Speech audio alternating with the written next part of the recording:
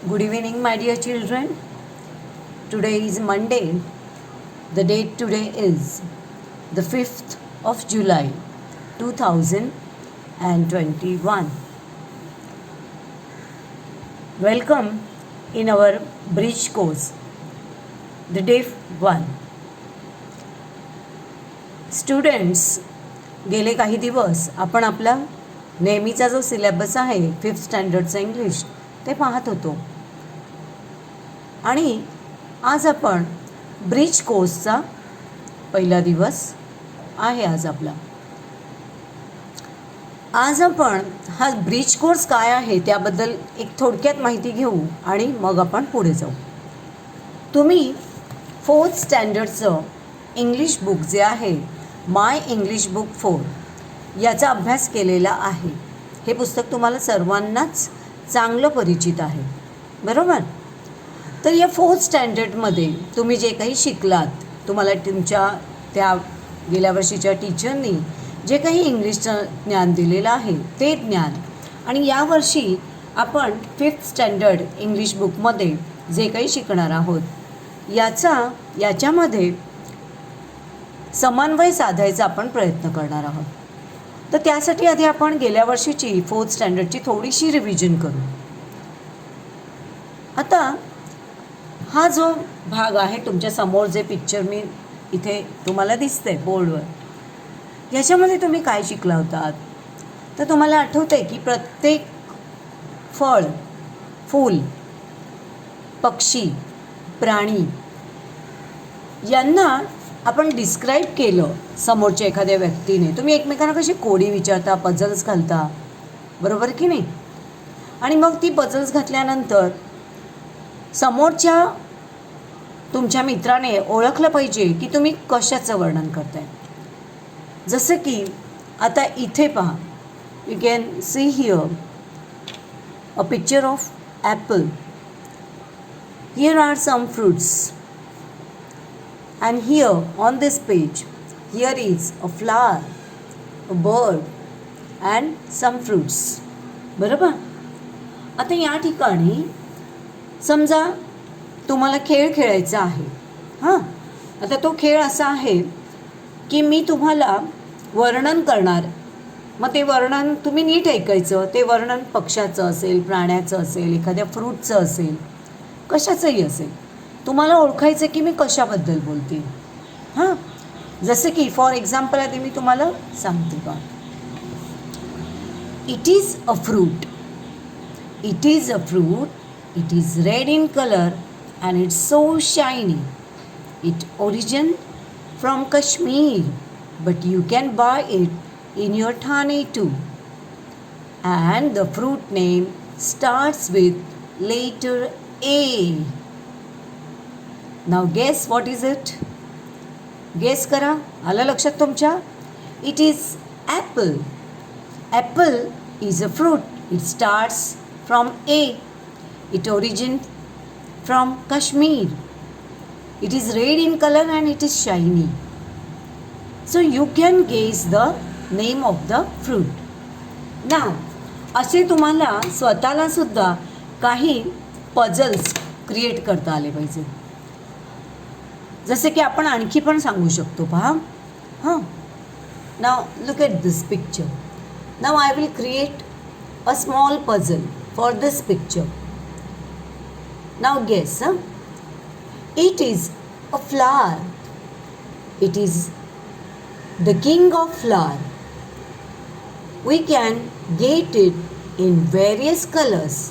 It is pink, it is red, yellow, orange and white too.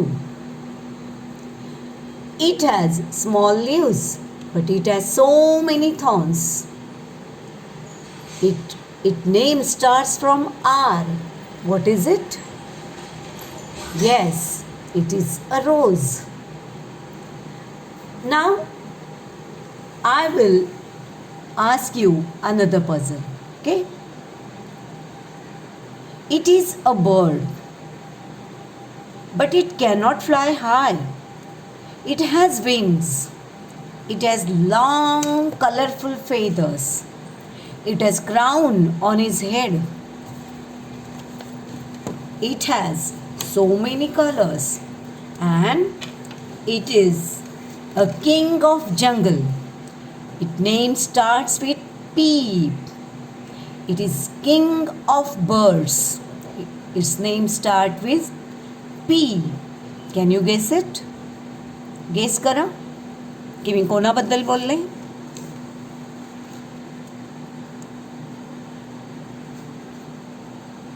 See this one. Yes. Now it is a bird. It cannot fly very high. It has feathers. It has long feathers. It has wings too.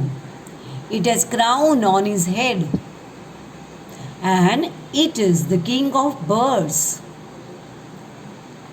And its name starts with P. Who is it? Yes, it is peacock. तुम्ही अशा प्रकारे puzzle स्वतःसुद्धा create करू शकता. आज मी असे तुम्हाला 2 पझल्ससुद्धा घालणार आहे आणि तुम्हाला ते गेस करायचे की ते कोण आहे. आता आपण पुढे वळू. Now next puzzle. Listen carefully. It is a fruit. It is the king of fruit. It is sweet in taste. We buy it in summer. It is yellow in color. And it is the king of fruit. Its name starts with M. Can you guess it? Which fruit is it? Guess करा की कोणतं fruit आहे ते.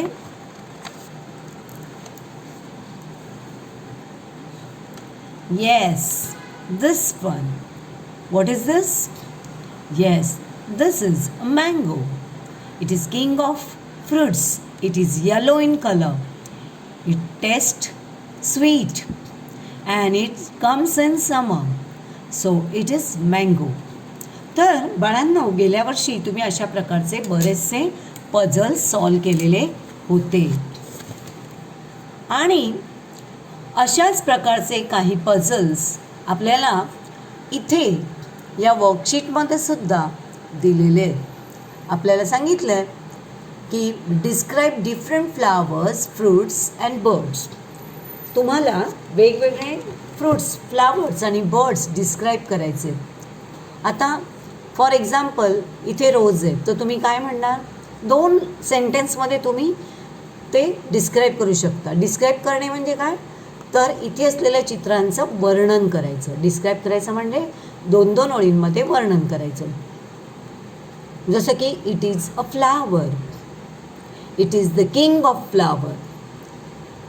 It colour is red, pink, yellow and white. What is it?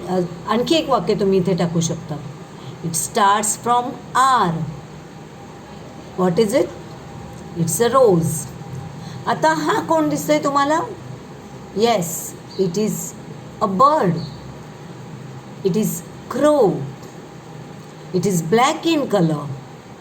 It's name starts with C. इथे तुम्हाला काही फळ दिसतं आहे, इथे मँगो दिसतोय, तर तुम्हाला काय करायचं आहे? अशा प्रकारे ह्या 3ही फ्रूट्सचं इथे 4 दाखवलेले आहेत चित्र. या 4ही पैकी तिघांचे, कोणत्याही तिघांना तुम्हाला काय करायचं आहे? डिस्क्राईब करायचे. म्हणजे प्रत्येकाचे 2-2 ओळी तुम्हाला लिहायचे वर्णन. आणि अशा प्रकारे वर्णन लिहून तुम्ही ते वर्णन तुमच्या फ्रेंड्सना विचारू शकता आणि फ्रेंड्सना तुम्ही सांगू शकता की तू गेस कर की मी तुला कशाबद्दल माहिती विचारली. आता आपण नेक्स्ट पेज पाहूया. Now see this page. This is page number 3. Okay. इथे तुम्ही तुमच्या इंग्लिश बुकमध्ये, माय इंग्लिश बुक 4 मध्ये तुम्ही वेगवेगळ्या कृतीयुक्त शब्द त्यावेळेला तुम्ही शिकला होतात. कृतीयुक्त शब्दांमध्ये ज्याला आपण ॲक्शन वर्ड्स म्हणतो. हे पेज तुम्हाला आठवलं? हे पेज आठवलं तुम्हाला? हे तुमच्या माय इंग्लिश बुक 4 मधलं आहे. Action words and phrases. यामध्ये तुम्ही वेगवेगळे ॲक्शन वर्ड्स शिकला होता, जसं की टर्न, कम, रन, क्लाइंब, गो. आणि इथे काही वर्ड्स होते, तुम्ही या ठिकाणी काय करू शकता, यांचे पेअर करू शकता. हां, you can match the pair. Turn left, turn right, come here, come down असं पण वापरू शकता. एका शब्दानं तुम्ही 2 शब्द पण कोणतेही मॅच होऊ शकतात. हां, रन, रनसाठी इथे कुठला शब्द मॅच होईल पहा, रन. रनसाठी इथे मॅच होणारा शब्द नाही, पण तुम्ही रन डाऊन असा एक मॅच करू शकता तुम्ही, की धावत खाली जा. क्लाइंब डाऊन असं पण म्हणू शकतं. क्लाइंब डाऊन म्हणजे खाली जा. Go down, go there, come here अशा प्रकारे तुम्ही मॅच करू शकता. तर या लेसनमध्ये तुम्ही ॲक्शन वर्ड शिकला होतात. आता ब्रिज कोर्सच्या या पेजवर सुद्धा here are so many work for you. इथे ह्या पेजचा मी फोटो तुम्हाला पाठवणार आहे. तुम्हाला काय करायचं आहे पहा, tell English and Marathi words for given pictures. या सर्व चित्रांसाठी इंग्लिश आणि मराठी वर्ड तुम्हाला लिहायचं आहे. बघा, see what is this picture of, yes, bird. जसं की या पिक्चरचा तुम्ही काय लिहा. आता तुम्हाला वहीमध्ये तुमच्या चित्र काढायची नाही आहेत, कारण चित्र काढत बसाल तर खूप वेळ जाईल. तुम्हाला मी याचे फोटो पाठवणार आहे. तुम्ही इथे लिहू शकता, पिक्चर 1 बर्ड, मराठीतून पक्षी. पिक्चर 2 डॉल, बाहुली.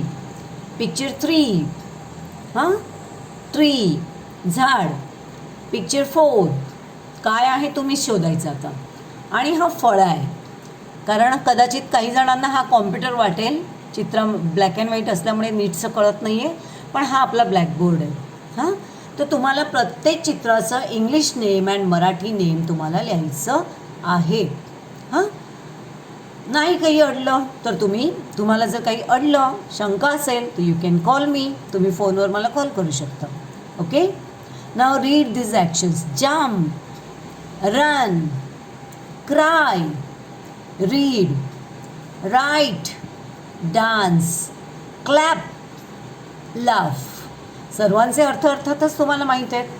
कोणता अर्थ नाही माहीत आहे तुम्ही मला विचारू शकता.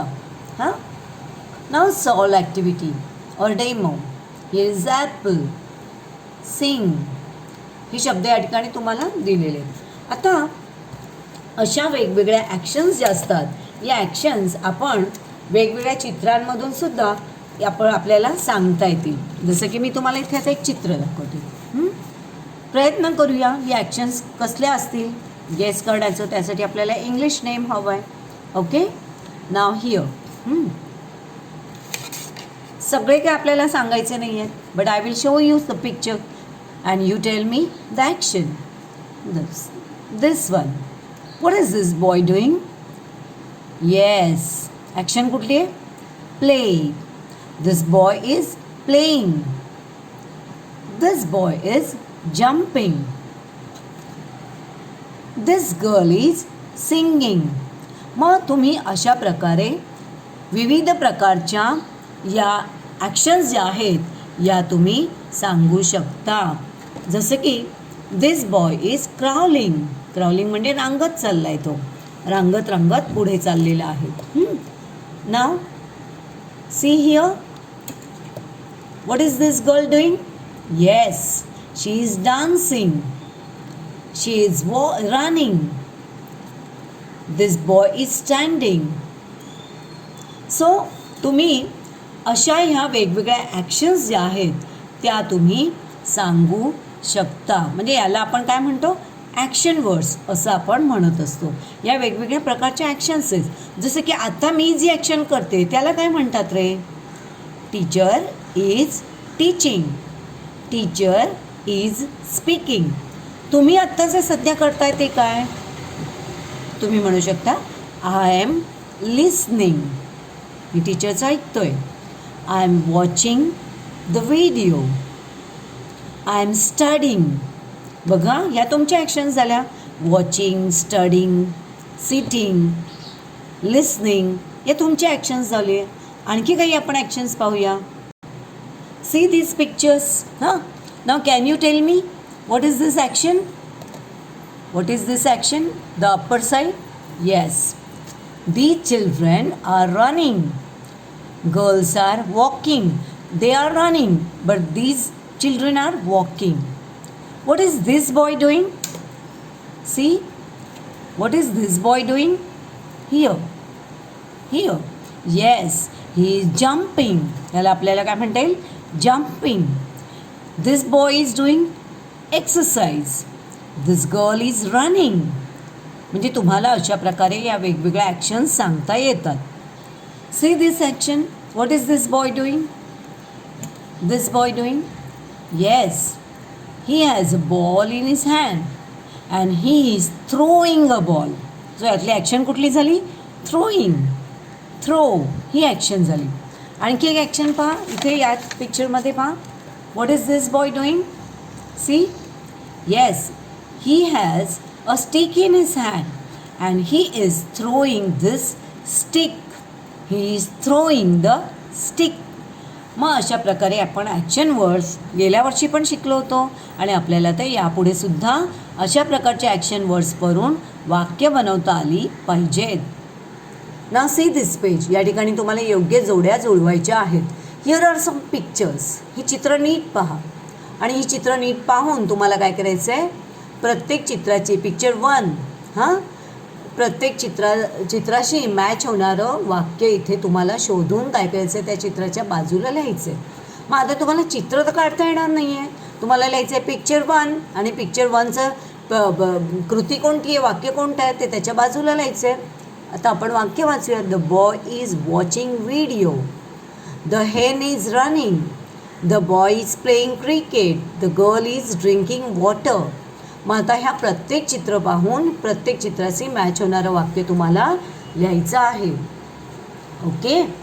आता आपण या खालच्या ॲक्टिव्हिटीकडे वळू.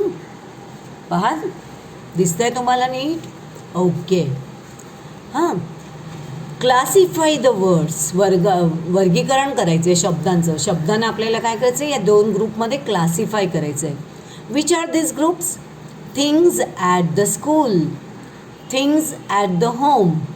आपल्याला 2 भाग करायचे. इथे असे उभे भाग करायचे आपण. एका भागामध्ये लिहायचं थिंग्स ॲट द स्कूल आणि एका भागामध्ये लिहायचं थिंग्स ॲट द होम. म्हणजे आता इथे वर खाली दाखवलेत की नाही, आपल्याला ते एक कॉलम इकडे आणि एक कॉलम इकडे करायचं आहे. आणि मग या गोलातमध्ये जेवढ्या वस्तू आहेत त्या वाचायच्या आणि जी वस्तू स्कूलमधली आहे ती स्कूलच्या कॉलममध्ये लिहायची. जी वस्तू घरातली आहे ती होमच्या कॉलममध्ये लिहायची. वस्तू काय आहेत बघा, दिसतात सगळ्यांना? नीट वाचता येत आहेत? Chalk, duster, blackboard, clothes, teacher, sister, father, friends, glass, cup, bed, bench, playground, classroom, kitchen, computer, mobile. हे तुम्हाला वर्ड्स काय करायचे आहेत? या 2 ग्रुप्समध्ये क्लासिफाय करायचे आहे. 2 ग्रुपमध्ये त्याचं वर्गीकरण करून लिहायचे आहेत. Now see this page. हे पेज बघा. या पेजवर आपल्याला काय सांगितलं आहे? Select the proper image for the words in the box. बॉक्समधल्या वर्ड्ससाठी यातलं चित्र शोधायचं आहे. ओके. काय लिहिलं आहे पहा? Read the sentence aloud. She is reading a book. Now या चित्रांमध्ये रीडिंगची ॲक्शन कोण करत आहे? Yes, she is reading a book. Second picture, teacher is teaching. Now in which picture teacher is teaching? Yes, this. Teacher is teaching. तुम्हाला काय करायचं आहे? होमवर्कला मी तुम्हाला हे पेज घालणार आहे. तुम्हाला काय करायचं आहे? प्रत्येक चित्र जे आहे पिक्चर 1 तर काय करायचं आहे? प्रत्येक चित्राचं तुम्हाला वर्णन लिहायचं आहे किंवा प्रत्येक चित्रासाठी तुम्हाला ॲक्शन वर्ड लिहायचं आहे. वाक्य असं नाही लिहू नका, फक्त ॲक्शन वर्ड. जो मधला शब्द दिसतोय ना तो वर्ड, ॲक्शन वर्ड. प्रत्येक चित्रामध्ये ती व्यक्ती काय ॲक्शन करते ते तुम्हाला लिहायचं आहे. जसं की आता इथे पहा, इथे या पिक्चरसाठी तुम्ही काय लिहू शकता ॲक्शन? गेस. बघा काय करतायत हे दोघं सीसॉवर बसलेत. गार्डनमध्ये म्हणजे काय करतात? Yes, playing. इथे जम्पिंग. करेक्ट. सांगा. Yes, eating. रीडिंग. हा हा हा हा हा हा हा. Yes, laughing. See, there is pen in her hand. Yes, writing. Dancing. Teaching. Now mother is in kitchen. What is she doing? Cooking. म्हणजे तुम्हाला पिक्चर 1, पिक्चर 2, पिक्चर 3 असं लिहायचं आहे आणि असं लिहून बाजूला फक्त त्याचे ॲक्शन लिहायचे आहेत. Playing, jumping, eating, writing, laughing, reading, dancing, teaching, cooking असे वर्ड्स तुम्हाला फक्त लिहायचे आहेत. हे पेज आठवलं का रे? यामधली छानशी पोएम आठवली? पाठ झालेली असेल, कारण त्यावर्षी तुम्ही पुष्कळ वेळा ही पोएम गुणगुणलेला असालच आणि तुम्ही एक्झामसाठी सुद्धा याची पाठांतर केलं असेल. This is a nice picture. Row your boat, row row row your boat gently down the stream, merrily, merrily, merrily, merrily, life is but a dream, life is but a dream. यामध्ये आपल्याला rhyming words दिसतात. हां, आता तुम्हाला rhyming words म्हणजे काय हे पण माहीत झालं असेल. जसे की रो, हां, खालील शब्दांची यमक जोडणारे शब्द सांगा. तुम्हाला या पोएममध्ये काही शब्द मिळतील, पण काही शब्द तुम्हाला तुमच्या मनाने शोधायचे. ओके, जसे की रो, स्लो, गो, टो. रोला राईम होणारे शब्द, रोशी यमक जोडणारे शब्द. ओके, बोट, बरोबर, बोटशी यमक जोडणारे बोट, कोट, गोट, बरोबर. आता डाऊन, डाऊनशी यमक जोडणारा शब्द क्राऊन, बरोबर. आणखी असे काही यमक जोडणारे शब्दसुद्धा तुम्हाला शोधून म्हणजे आठवायचे. आपल्या बुक्समध्ये आपण काय शिकलो आतापर्यंत तसे आपण शोधायचे. मनाने थोडेसे डोक्याने आठवून बघायचे. नाही आठवले तर आपल्या पालकांची मदत घ्यायची, फ्रेंड्सची मदत घ्यायची की एखादा शब्द तुला माहीत असेल तर सांग. Okay, stream. आता स्ट्रीमचं रायमिंग वर्ड इथेच आहे पहा. Stream, dream, stream, dream, stream, dream. Life, life, wife, knife. But, but, cut, shut. अशा प्रकारचे रायमिंग वर्ड्स आपल्याला लिहिता येतात. जसे की ट्री, थ्री, सी. अशा प्रकारे आपल्याला लिहिता येतात. ग्रास, ग्लास, बरोबर. त्यानंतर आपल्याला म्हणता येईल फ्लावर, शॉवर. अशा प्रकारचे शब्द आपल्याला रायमिंग वर्ड्समध्ये लिहिता येतील. असे आपण शोधत राहायचे की एखाद्या शब्दाला राईम होणारे असे की कुठले कुठले शब्द आपल्याला लिहिता येतात ते आपण शोधायचं. जसं की bat, cat, net, set, ten, main.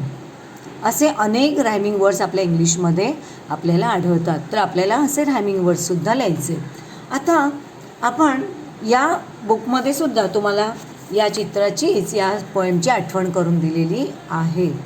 तर अशा प्रकारे आज आपला हा जो फर्स्ट लेक्चर होता तो आज आपण इथेच थांबतो आहे. या लेक्चरवर आधारित काही होमवर्क करायला मी तुम्हाला पाठवणार आहे. आणि स्टुडंट्स, तुम्हाला सर्वांना एक रिक्वेस्ट आहे की आज तुमचे 3 लेक्चर्स असणार आहेत. म्हणजे मराठीचा लेक्चर झाला, हिंदीचा झाला आणि आता माझा इंग्लिशचा लेक्चर. तर तुम्ही जो होमवर्क पाठवणार आहात तो होमवर्क तुम्ही ग्रुपवर पाठवू नका, कृपया लक्षात ठेवा. हा जो होमवर्क असेल तो तुम्ही माझ्या पर्सनल नंबरवर पाठवा. म्हणजे मला इंग्लिशचाच अभ्यास तुम्ही माझ्या पर्सनल नंबरवर पाठवलात की मला तो तपासणं सोपं जाईल.